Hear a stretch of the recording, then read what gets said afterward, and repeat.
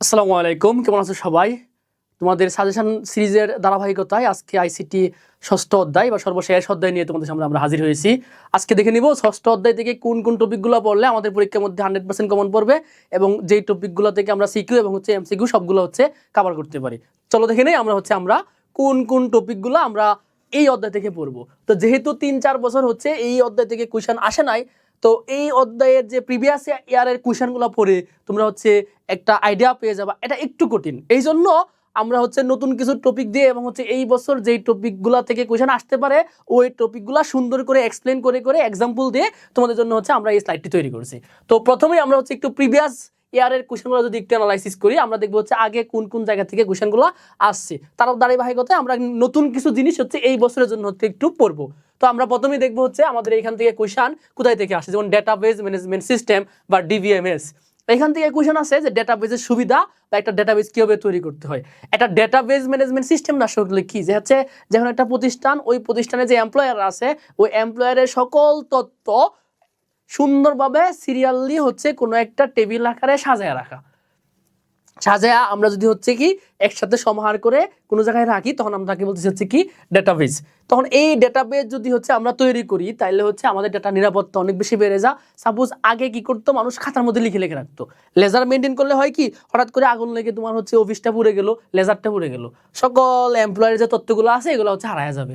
এই জন্য আমাদের যদি আমরা টেবিল আকারে ডেটাবেস তৈরি করে ওয়েবসাইটের মধ্যে সার্ভারের মধ্যে রাখি, তাহলে যে কোনো সময় যে কোনো জায়গা থেকে আমরা ওইগুলো অ্যাক্সেস করতে পারবো এবং দেখতে পারবো। তাহলে একটা ডেটাবেস তৈরি এবং ডেটাবেসের সুবিধা, ডেটাবেসে কি উপকারিতা বা ডেটাবেসের গুরুত্ব, এই টাইপের কোয়েশ্চনগুলো এখান থেকে আসে। প্রিভিয়াসলি 5টি কোয়েশ্চন এখান থেকে আসছে।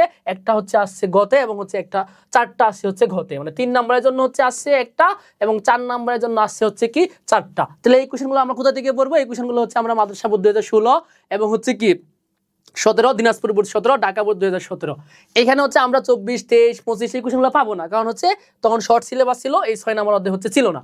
এরপরে আমরা দেখবো যে আমাদের দ্বিতীয় টপিক ডেটাবেস তৈরি। এইখান থেকে বিখ্যাত কোয়েশ্চন ডেটা টাইপ, কোনো একটা টেবিল দিয়ে বলবে এই ডেটা টাইপ বর্ণনা করো। এই ডেটা টাইপের এক্সপ্লেনেশন সুন্দরভাবে আমাদের স্লাইডে দেওয়া আছে, একবার পড়ে গেলেই তোমরা পারবা। এখান থেকে মোট কয়টি কোয়েশ্চন আসছে? 10টি কোয়েশ্চন আসছে এবং 10টি সবগুলাই কোথায় আসছে? গতে আসছে। তারপরে ডেটাবেস রিলেশন। তো আমরা একটা ডেটা টেবিল তৈরি করলে এদের মধ্যে রিলেশনশিপ তৈরি করা পসিবল হয়, 1 to 1, 1 to many, many to many। এই ধরনের রিলেশনগুলো আমরা পড়বো। আমরা স্লাইডের মধ্যে এগুলো দেওয়া আছে সুন্দরভাবে, তোমরা একবার দেখলেই পারবা। এইখান থেকে রিলেশন থেকে মোট 5টা এবং গতে আসছে 5টা এবং ঘতে আসছে কি 6টা। এই মোট 11টা কোয়েশ্চেন আমাদের এই ডেটাবেসের রিলেশন থেকে আসছে। তারপরে আমরা কোথা থেকে পড়বো? তারপরে আমাদের যে 4 number topic SQL command, query sorting. এই টপিকটা আমাদেরকে একটু পড়তে হবে। বিভিন্ন ধরনের ডেটা খোঁজা এবং ডেটা ডিলিট করা, ডেটা আপডেট করা, অ্যাসেন্ডিং অর্ডারে সাজানো, ডিসেন্ডিং অর্ডারে সাজানো, এই কাজগুলো করার জন্য বিভিন্ন ধরনের এসকিউএল কমান্ড, এগুলো পরীক্ষার মধ্যে আসে। যদিও প্রিভিয়াসলি এখান থেকে খুব বেশি কোয়েশ্চেন আমরা পাই নাই, মাত্র 6 আর 3 মোট 9টা কোয়েশ্চেন আসছে, মানে গতে 3টা এবং কি ঘতে 6টা। এই কোয়েশ্চেনগুলো এখানে যদিও কম দেওয়া আছে, বাট এইখান থেকে এই বছর কোয়েশ্চেন আসার পসিবিলিটি অনেক বেশি। যে এসকিউএল কমান্ড, এটা ডিলিট হইতে পারে, আপডেট হইতে পারে, অথবা তোমার খুঁজে বের করতে বলতে পারে, অ্যাসেন্ডিং অর্ডারে সাজাইতে বলতে পারে, ডিসেন্ডিং অর্ডারে সাজাইতে বলতে পারে। এই টপিক থেকে এইবারে কোয়েশ্চেন আসার পসিবিলিটি কি অনেক বেশি। লিখে রাখো ভাইয়া, এইখান থেকে কোয়েশ্চেন আসার পসিবিলিটি কি অনেক বেশি। আশা করা যায় যে এখান থেকে তোমরা একটা কোয়েশ্চেন এবারে পাবা। এবং এই টপিকটা ভালোভাবে কভার করার জন্য আমরা স্লাইডের মধ্যে সুন্দরভাবে সহজে এখানে এক্সপ্লেন করে দিয়েছি। তারপরে আমাদের সিকিউরিটি এবং ইআরডি ডায়াগ্রাম, আমরা যাকে বলি কি ইআর ডায়াগ্রাম। এই যে 5টা টপিক, এই 5টা টপিক পড়লেই মোটামুটি আমাদের এই 6 নাম্বার যে চ্যাপ্টারটা আছে এটা কি হয়ে যাবে? কভার হয়ে যাবে। তাইলে আমাদের এই যে এখানে যে বোর্ড কোশ্চেনগুলো আছে এগুলো আমরা একটু পড়বো এবং আমরা যে স্লাইডগুলো দিয়ে দিব ওই স্লাইডটা একটু প্র্যাকটিস করব। তো আমরা দেখে নিই যে আমাদের গুরুত্বপূর্ণ টপিকগুলো কি ছিল, যেগুলো আমাদের অবশ্যই পড়তে হবে। আমরা একটা একটা করে দেখে নিব। তো যেটা বলতেছিলাম যে আমাদের এই ডেটাবেস ম্যানেজমেন্ট সিস্টেম মানে ডেটাবেস, ডেটা মানে তথ্য, বেস মানে সমাহার। এই ডেটাবেস মানে তথ্যের সমাহার। এই তথ্যগুলা কিরকম হয়? সাপোজ ধরো এই যে ইনফরমেশন, একজন ব্যক্তির আইডি দেওয়া আছে, এটা একটা এমপ্লয় টেবিল। এমপ্লয় টেবিলে আইডি দেওয়া আছে একজন ব্যক্তির, যার আইডি 101, তার নাম আব্বাস, এইজ 28 এবং তার ডেজিগনেশন সে ম্যানেজার এবং তার অ্যাড্রেস কি ঢাকা। একটা কোম্পানিতে যতজন মানুষ চাকরি করে সকলের ডেটা এইভাবে হচ্ছে কি করে সাজায়া রাখে। এই যে ডেটাগুলা সাজায়া রাখে এটাকে আমরা বলতেছি হচ্ছে কি ডেটাবেস। রাখার সুবিধা হচ্ছে কি এখান থেকে যে কোনো সময় আমি ডেটা আপডেট করতে পারবো। কেউ একজন যদি চলে যায় তার ডেটা কি করতে পারবো, ডিলিট করতে পারবো। নতুন কেউ যদি এন্ট্রি নেয় তাহলে তার ডেটা আমি এখানে কি করতে পারবো, ইনপুট দিতে পারবো। কারো যদি হচ্ছে ডেজিগনেশন পরিবর্তন হয় এই ডেজিগনেশন কি করতে পারবো, আপডেট করতে পারবো। এবং যে কোনো সময় যে কোনো মানুষের যে কোনো তথ্য আমরা কি করতে পারবো এখান থেকে খুব সহজে অল্প সময়ের মধ্যে খুঁজে বের করতে পারবো। এই হচ্ছে ডেটাবেজের সুবিধা। এখান থেকে হচ্ছে প্রায় সময় কোয়েশ্চেন আসে, তোমরা হচ্ছে একটু দেখে নিবা। তাহলে এই যে এমপ্লয়ি টেবিল, এইখান থেকে আমাদের পরবর্তী কি কোয়েশ্চেনগুলো আসতে পারে আমরা যদি একটু দেখি। যে আমরা যেটা বলছিলাম ডেটা টাইপ, একটা বিখ্যাত কোয়েশ্চেন প্রায় সময় ঘটে, প্রায় সময় কি আমাদের ঘটে বা 3 নম্বরের জন্য আমাদের হচ্ছে ডেটা টাইপ বর্ণনা করতে দেয়। যে একটা টেবিল তৈরি করলে, যেমন হচ্ছে একটা টেবিল তৈরি করলে কি প্রয়োজন হয়, আমরা দেখতেছি হচ্ছে আইডি লাগতেছে, নাম লাগতেছে, এইজ, ডেজিগনেশন, অ্যাড্রেস, অথবা এখানে তোমার হচ্ছে নতুন আরেকটা জিনিস থাকতে পারে, তার হচ্ছে কি স্যালারি। তার কি থাকতে পারে, স্যালারিটা হচ্ছে কি থাকতে পারে। তো এখানে সাপোজ ধরো একজনের স্যালারি হচ্ছে কি 50K, একজন হচ্ছে 40K, 30K, এরকম হচ্ছে কি থাকতে পারে। তো এই যে স্যালারি, একে আমরা বলি হচ্ছে কি স্যালারি। এখন এই যে আমার ID, name, age, designation, address, salary, এই যে এইগুলা ডেটা টাইপ বর্ণনা করতে পরীক্ষার মধ্যে দেয়। এই বিষয়গুলো হচ্ছে কি আমাদের এই যে এখানে দেয়া আছে। যে কি দেয়া আছে, আমার যদি হচ্ছে টেক্সট টাইপের ডেটা হয়, এটা কোন ধরনের ডেটা, এটা হচ্ছে আমাদের টেক্সট টাইপের ডেটা হচ্ছে কি এই যে নাম, এটা হতে পারে ফাদার নাম, মাদার নেম, তারপরে হচ্ছে কি ডেজিগনেশন, প্রোডাক্টের নেম, তারপরে এমপ্লয়ের নেম, সাবজেক্টের নেম, যত ধরনের টেক্সট আছে এগুলোকে আমরা বলতেছি হচ্ছে কি টেক্সট টাইপের ডেটা। তারপর হচ্ছে ইন্টিজার, যে কোনো ধরনের পূর্ণ সংখ্যা যদি আমরা ইউজ করি তাকে বলা হয় হচ্ছে কি ইন্টিজার টাইপের ডেটা। যেমন রুল নাম্বার, এমপ্লয়ার ডি, অথবা হচ্ছে product ID, GPA, marks, date of birth, এগুলোকে আমরা বলতেছি হচ্ছে কি ইন্টিজার। এরপরে হচ্ছে আমাদের নিউমেরিক। নিউমেরিকের মধ্যে আমরা কি চাইলে টেক্সট ইউজ করতে পারি, ইন্টিজার ইউজ করতে পারি। এটা হচ্ছে একটা গুরুত্বপূর্ণ পয়েন্ট মনে রাখতে হবে যে আমরা নিউমেরিকের মধ্যে কি করতে পারি, টেক্সট, ইন্টিজার দুইটাই হচ্ছে কি অ্যাপ্লিকেবল। এক্সাম্পল আমরা ডেট অফ বার্থ ইউজ করতে পারতেছি, আবার জয়েনিং ডেট ইউজ করতে পারতেছি, আবার হচ্ছে আমরা হচ্ছে কি অ্যাড্রেস হয়ে যাবে হচ্ছে লিখতে পারতেছি। এরপরে কারেন্সি, কোনো ধরনের টাকা পয়সা রিলেটেড যদি কোনো ডেটা থাকে তাকে আমরা বলি হচ্ছে কারেন্সি টাইপের ডেটা। এটা হতে পারে স্যালারি, হতে পারে টিউশন ফি, হতে পারে অ্যাপ্লিকেশন ফি, হতে পারে তোমার হচ্ছে কি অ্যাডমিশন ফি। এই টাকা রিলেটেড যা কিছু আছে বা হচ্ছে কি আমরা যেটা বলি হচ্ছে লেনদেন করার জন্য আমাদের যে হচ্ছে মুদ্রা ব্যবস্থা, তাকে আমরা বলি হচ্ছে কি কারেন্সি টাইপের ডেটা। ডেট এন্ড টাইম টাইপের ডেটা কোনটা, date of birth, joining date অথবা admission date, entry time, exit time, এই সময় রিলেটেড যে ডেটাগুলো আছে তাকে আমরা বলি হচ্ছে কি ডেট এন্ড টাইপ টাইপের ডেটা। তারপরে হচ্ছে আমাদের কি আছে, তারপরে হচ্ছে আমাদের আছে OLE অবজেক্ট। আমরা যদি কোনো পিকচার অথবা সিগনেচার অথবা ফটো এইগুলো যদি ইউজ করি তাকে আমরা বলি হচ্ছে কি OLE টাইপের ডেটা টাইপ। তাহলে আমাদের এইখান থেকে যে ডেটা টাইপগুলো আছে এগুলো যদি আমরা একটু পড়ে নেই তাইলেই হচ্ছে আমাদের পরীক্ষার মধ্যে যে ঘ বা 3 নম্বরের কোয়েশ্চন এইটা হচ্ছে আসার পসিবিলিটি অনেক বেশি। এই বছর গতে আসতে পারে ডেটা টাইপ বর্ণনা করো, এবং ঘতে আসার পসিবিলিটি হচ্ছে কি যে কোনো একটা SQL কমান্ড লেখো। এটা একটু মিলাই নিও পরীক্ষার পরে, ঠিক আছে। এরপরে হচ্ছে আমরা দেখবো, এরপরে হচ্ছে আমরা আমাদের এই যে একটা টেবিল কিভাবে তৈরি করতে হয়, টেবিল থেকে ডেটা কিভাবে ডিলিট করতে হয়, কিভাবে টেবিলটা আপডেট করতে হয়, নতুন ডেটা এন্ট্রি দিতে হয়, এই ব্যাপারগুলো হচ্ছে আমরা একটু দেখে নিব। তো এখানে আমরা কি দেখতে পাচ্ছি, এখানে হচ্ছে আমরা একটা টেবিল কিভাবে তৈরি করতে হয় এটা হচ্ছে SQL কমান্ড দেয়া আছে। এখানে আমরা কতগুলো SQL কমান্ড এখন দেখবো আর কি। SQL কমান্ড দেয়া আছে, আমরা একটা টেবিল তৈরি করতে আমরা কি লিখতে হয়, ক্রিয়েট টেবিল। এটা হচ্ছে আমাদের কোড লিখতে হবে, ক্রিয়েট টেবিল। কি নামে টেবিল তৈরি করবো, এখানে দিতে হবে টেবিলের নাম। আমরা এমপ্লয়ের যেটা টেবিল তৈরি করবো এর নাম দিচ্ছি হচ্ছে এমপ্লয়ি টেবিল। তুমি যদি স্টুডেন্টের কোনো ডেটা রাখতে চাও তাহলে কি দিবা, স্টুডেন্ট টেবিল বা স্টুডেন্ট। তুমি যদি হচ্ছে কি প্রোডাক্টের টেবিল তৈরি করো তাহলে কি দিবা এখানে প্রোডাক্ট। মানে আমার প্রথমে ক্রিয়েট টেবিল লেখার পরে আমাকে এখানে লিখতে হবে টেবিলের নাম, তারপরে ফার্স্ট ব্র্যাকেট দিয়ে আমি কি কি দিতে চাইতেছি এই জিনিসগুলো একটু লিখে দিতেছে হবে। প্রথমে আমরা দিব হচ্ছে আইডি, আইডি ডেটা টাইপ কি আমরা একটু আগে পড়ে আসছি হচ্ছে ইন্টিজার। এখানে হচ্ছে আমাদের ডেটা টাইপটি একটু লিখে দিতে হবে। তারপরে নেম, তারপরে নেম কোন টাইপের ডেটা, টেক্সট টাইপের ডেটা। আমরা সি প্রোগ্রামে কি করতাম, আমরা সি প্রোগ্রামে আগে হচ্ছে ডেটা টাইপ দিয়ে দেওয়া, তারপর হচ্ছে ভেরিয়েবলগুলো ডিক্লেয়ার করা লাগতো। এইখানে কি করতে হয়, এখানে হচ্ছে কি প্রথমে আমি কি নিব ওইটা লিখতে হয়, দেন হচ্ছে তার ডেটা টাইপ দিতে হয়। যেমন আইডি হচ্ছে ইন্টিজার টাইপের ডেটা, নেম হচ্ছে টেক্সট টাইপের ডেটা, এইজ হচ্ছে ইন্টিজার টাইপের ডেটা, ডেজিগনেশন হচ্ছে টেক্সট, অ্যাড্রেস হচ্ছে কি নিউমেরিক। এইভাবে দেওয়ার পরে আমার একটা টেবিল তৈরি হবে, এখানে দেওয়া আছে একটি এমপ্লয় টেবিল তৈরি হবে যেখানে roll, name, age, designation, address field থাকবে। এই যে আমার টেবিল আইডি, সরি এটা হচ্ছে আমার কি হবে আইডি, রুলের পরিবর্তে এখানে কি হবে ID, ID, name, age, designation, address, আমার একটা টেবিল হচ্ছে এখানে তৈরি হয়েছে। তাহলে আমরা একটা টেবিল তৈরি করলে এইভাবে হচ্ছে আমাদের এসকিউএল কমান্ড লিখতে হবে। দেন হচ্ছে আমরা টেবিল থেকে ডাটা নতুন করে হচ্ছে একটা টেবিলের মধ্যে ডাটা যুক্ত করব। সাপোজ আমার হচ্ছে এই টেবিল তৈরি হয়েছে, আমার কি এই টেবিলটা তৈরি হয়েছে, এখন এই টেবিলের মধ্যে আমার একটা কিছু ডাটা, একটা একজনের আইডি যুক্ত করব, একজনের নাম যুক্ত করব। এই যে এখানে দেখো একজন ব্যক্তি, তার আইডি, নাম এবং হচ্ছে এইজ, ডেজিগনেশন, অ্যাড্রেস আমরা ইনসার্ট করতেছি। তাহলে টেবিলের মধ্যে নতুন ডাটা ইনক্লুড করতে হলে আমার কি করতে হবে, ইনসার্ট ইনটু লিখতে হবে। ইনসার্ট ইনটু লিখতে হলে আমি কোন টেবিলে ডাটা এন্ট্রি দিব, টেবিলের নাম দিতে হবে। আমরা এমপ্লয় টেবিলে ডাটা এন্ট্রি দিব, কি কি এন্ট্রি দিব, ID, name, age, designation, address, এই ভ্যালুগুলো আমরা কি করব এন্ট্রি দিব। তারপরে ভ্যালুগুলো আমার লিখে দিতে হবে, যে ভ্যালুজ কি লিখতে হবে, যেই ভ্যালুগুলো আমি দিব প্রথমে হচ্ছে আইডি নাম্বার, তারপরে তার নাম, তারপরে এইজ, তারপরে হচ্ছে তার ডেজিগনেশন, তারপরে হচ্ছে তার অ্যাড্রেস। দেওয়ার পরে যে একটা রেকর্ড যুক্ত হবে যার ID, name, age, designation, address, ফিল্ডে যথাক্রমে 101 অ্যাড্রেস, এইভাবে হচ্ছে এটা যুক্ত হবে।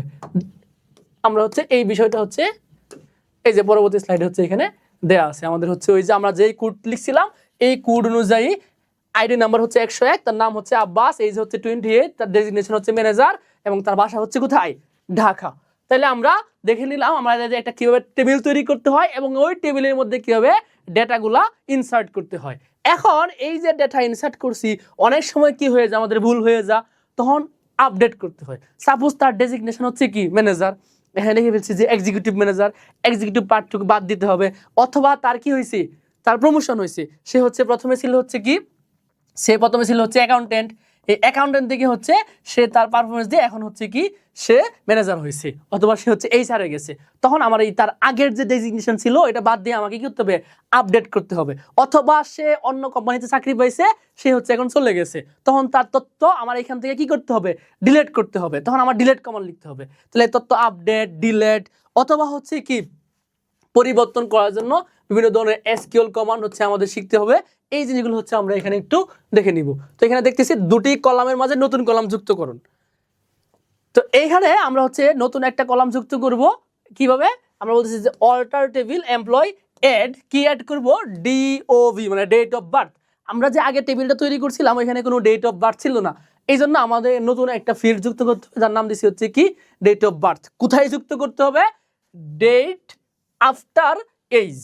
আমরা এই এইজের পরে আমরা কি করব, আমরা নতুন একটা ফিল্ড যুক্ত করব যার নাম দিব হচ্ছে কি ডিওবি। তাহলে এই যে এইজ কলামের পরে ডিওবি কলাম যুক্ত হবে। এখানে হচ্ছে কথাগুলো সুন্দরভাবে হচ্ছে কি ব্যাখ্যা করে দেওয়া আছে। কোনো একটা রেকর্ড আমার মুছতে হবে, কোনো একটা রেকর্ড কি করতে হবে, মুছতে হবে। তা আমি প্রথমে লিখবো হচ্ছে ডিলেট সিম্পলি, এবং হচ্ছে কোথায় থেকে মুছবো, এমপ্লয় টেবিল থেকে। কার রেকর্ড মুছবো, আমার লিখতে হবে হোয়ার নেম কি আব্বাস। এই আব্বাসের রেকর্ড আমি কি করে ফেলবো, মুছতে ফেলবো। আব্বাস সাপোজ চাকরি ছেলে চলে গেছে, তার রেকর্ড আমার দরকার নাই, এখন তার রেকর্ড মুছার জন্য আমার হচ্ছে এই এসকিউএল কমান্ড লিখতে হবে। এই যে আব্বাস নামের পুরো রেকর্ডটা কি হয়ে যাবে, মুছে যাবে। আচ্ছা, তারপরে আমরা কি দেখব, তারপরে হচ্ছে আমরা ডাটা আপডেট দেখবো যে কিভাবে একটা ডাটা আপডেট করতে হয়। সাপোজ এখন আব্বাসের বয়স ছিল কত, 28, ভুল হয়ে গেছিল সাপোজ ধরো, এখন তার আপডেট করতে হবে। অথবা 2 বছর হয়ে গেছে চাকরির বয়স, এখন তার এইজটা কি করতে হবে, ডাটা টেবিলে আপডেট করতে হবে। তাহলে কিভাবে আপডেট করা লাগে ডাটা, তার একটা এসকিউএল কমান্ড এখানে দেওয়া আছে। আমরা আপডেট করলে সিম্পলি লিখবো আপডেট, কোথায় আপডেট করবো, এমপ্লয় টেবিলে। এমপ্লয় টেবিল কি আপডেট করব, সেট করব, সেট 30।